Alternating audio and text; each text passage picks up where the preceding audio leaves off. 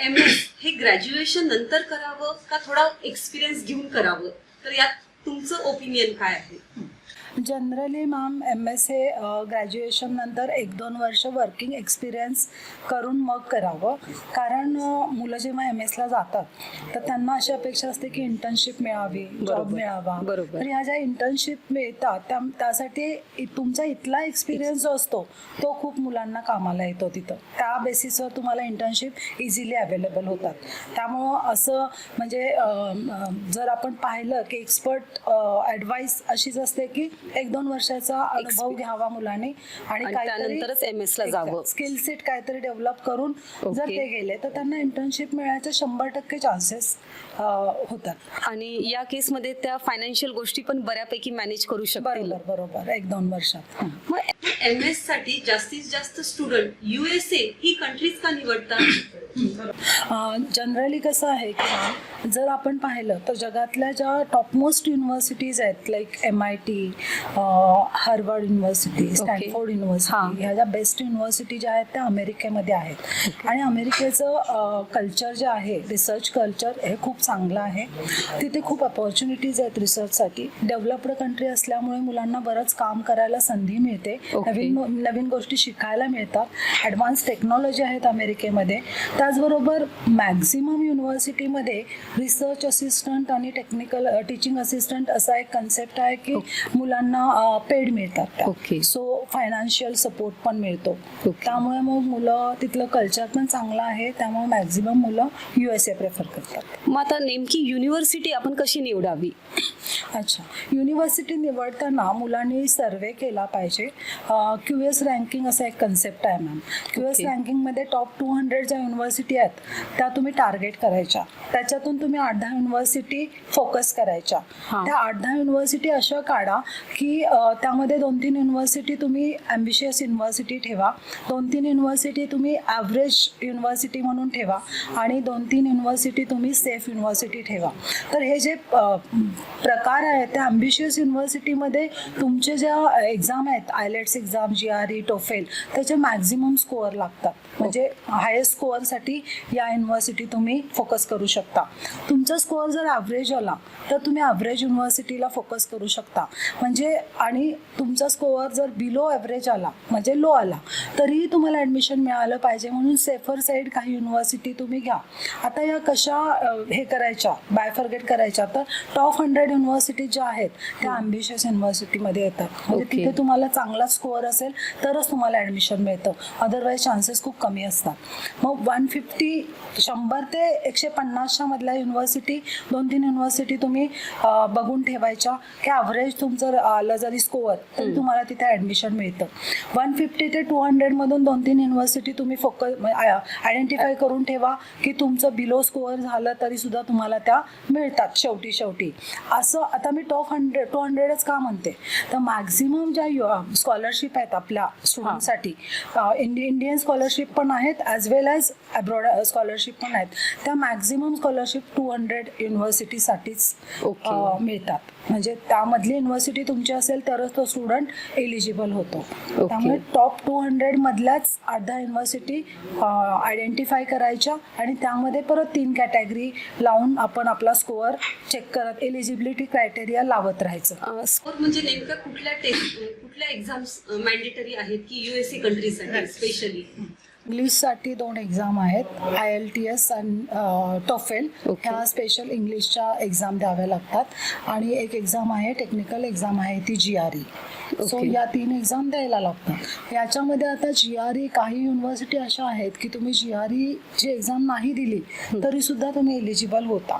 For example आपल्याकडे जसं CET exam नाही दिलं तरी प्रायव्हेट युनिव्हर्सिटीमध्ये स्टुडंट एलिजिबल होतो, त्याला CET कन्सेप्ट आहे आपल्याकडे. तसंच त्यांच्याकडेही युनिव्हर्सिटीच्या एक्झामचा कन्सेप्ट आहे. युनिव्हर्सिटी त्यांची स्वतंत्र एक्झाम घेतात. तुम्ही जर ती एक्झाम क्रॅक केली तर तुम्ही एलिजिबल होता तिथं. पण इंग्लिशची एक्झाम जी आहे ती देणं तुम्हाला कंपल्सरीच आहे. म्हणजे एकतर TOEFL किंवा IELTS या दोन्हीपैकी एक एक्झाम असली तरी चालते. म्हणजे ॲप्लिकेशन प्रोसेस कधी सुरू करावी? ॲप्लिकेशन प्रोसेस, आता ॲडमिशन प्रोसेस यांची जी आहे USA ची हा. बेसिकली हा. ती 3 स्लॉटमध्ये होते मॅडम. एक म्हणजे स्प्रिंग, समर आणि फॉल. बरोबर. तर स्प्रिंग ॲडमिशन जे होतात ते जानेवारीमध्ये होतात. त्यांची जी टर्म आहे ती जानेवारीला सुरुवात होते आणि मेमध्ये ती संपते. समरची जी टर्म आहे ती मेमध्ये सुरू होते आणि ऑगस्टमध्ये संपते. आणि फॉलची टर्म जी आहे ती त्यांची ऑगस्टला सुरू होते शेवटच्या आठवड्यात आणि डिसेंबरला संपते. म्हणजे जर तुम्ही आपण पाहिलं तर वर्षभर यांची ॲडमिशन प्रोसेस चालू चालूच आहे. असते. बरोबर. त्यामुळे आपण ॲडमिशन प्रोसेस सुरू करताना साधारणतः 1 वर्ष आधी ॲडमिशन प्रोसेस सुरू केली पाहिजे. आणि यांच्या सगळ्या युनिव्हर्सिटीचे फॉर्म जे आहेत हे सप्टेंबर, ऑक्टोबर, नोव्हेंबरमध्ये रिलीज होतात. ओके. म्हणजे तुम्हाला जर स्प्रिंगला ॲडमिशन घ्यायचं असेल तरी तुम्ही आदल्या वर्षाच्या ऑक्टोबरचा फॉर्म भरायचा. म्हणजे मी या वर्षाच्या ऑक्टोबरचा भरला तर मी या स्प्रिंगला एलिजिबल नाही होत. कारण त्यांची जी प्रोसेस आहे की काय पासपोर्ट काढणं, व्हिसा करणं, नंतर एक्झाम देणं, त्या एक्झामचा स्कोअर जर चांगला नाही आला तर मुलं परत रिटेस्ट करतात. बाकी फायनान्शियल डॉक्युमेंट कलेक्ट करायचे असतात. हे सगळं लोनसाठी वगैरे बँकांना भेटायचं असतं.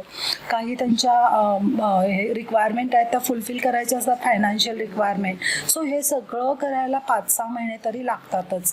म्हणजे ऍडमिशन घेण्याच्या 1 वर्ष आधीपासूनच आपण तयारी सुरू केली पाहिजे. सुरू केली पाहिजे म्हणजे आपल्याला व्यवस्थित वेळ मिळतो. आणि व्हिसा प्रोसेस नेमकं कधी सुरू करायची आपण? व्हिसा प्रोसेस तुमचं ॲडमिट कार्ड आल्यानंतरच तुम्ही व्हिसाला अप्लाय करू शकता. Okay. कारण व्हिसा फॉर्म भरताना ॲडमिट कार्ड, ID आणि ॲडमिट कार्ड म्हणजे एनरोलमेंट लेटर म्हणतात त्याला, ते कंपल्सरी त्या फॉर्ममध्ये आपल्याला द्यावंच लागतं. MS साठी USA मध्ये आपलं बजेट किती असलं पाहिजे? MS साठी USA मध्ये बजेट जास्त आहे. तसं 50 लाख ते 1 CR च्या मध्ये व्हेरिएबल हे बजेट असणार आहे. Okay. काही युनिव्हर्सिटीचं 1 CR पेक्षाही जास्त जातं. मग हे 1 वर्षासाठी का 2 वर्षासाठी? 2 वर्षासाठीच आहे. ओके. आणि ते युनिव्हर्सिटी नुसार व्हेरिएबल आहे. प्रत्येक युनिव्हर्सिटीच्या वेबसाईटवर त्यांच्या फीज स्ट्रक्चर दिलेले आहे. आणि USAचं कल्चर कसं आहे, तिथली लिव्हिंग कॉस्ट कशी आहे? लिव्हिंग कॉस्ट हाय आहे मॅडम तिथली. जर आपण पाहिलं की 1 BHK तिथं रेंट 1 लाखपर्यंत वगैरे आहे. 1 BHKचा रेंट 1 लाखपर्यंत आहे पर मंथ. तर आणि बाकीचा खर्च 1 लाखपर्यंत येतो महिन्याचा. सो आपण जर पाहिलं तर शेअरिंगमध्ये हे कॉस्ट रिडक्शनसाठी शेअरिंग चांगला कन्सेप्ट आहे. म्हणजे 2-3 मुली जर एकत्र राहिल्या किंवा 2-3 मुलं एकत्र राहिले तर ते डिवाइड बाय 3 होऊ शकतं. मग आता हे इंटर्नशिप, जॉब ऑपॉर्च्युनिटीज आपल्याला त्याचा बेनिफिट कसा घेता येईल? इंटर्नशिप म्हणजे युनिव्हर्सिटी थ्रू इंटर्नशिप मिळतेच. पार्ट टाइम जॉबही मिळतात युनिव्हर्सिटी कडून.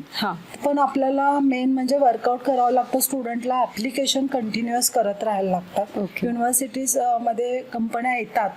All days the companies are available in university. पण स्टुडंटला अप्लाय करायचं, इंटरव्ह्यू द्यायचं, मॅक्झिमम इंटरव्ह्यू देत राहायचं. हाच एक शॉर्टकट आहे इंटर्नशिप घेण्यासाठी. आणि इंटर्नशिप का एकदा मिळाली की ते जॉबमध्ये कन्वर्ट होतंच किंवा व्हायला फायदा होतो. म्हणजे 99% इंटर्नशिप जॉबमध्ये कन्वर्ट होतात असा सर्वे स्टडी सांगतो. स्टुडंट सर्वे केला आहे तर त्यामध्ये असा कन्क्लुजन आहे की तुम्ही इंटर्नशिप मिळवा ती तुमची कन्वर्ट होईल जॉबमध्ये असं.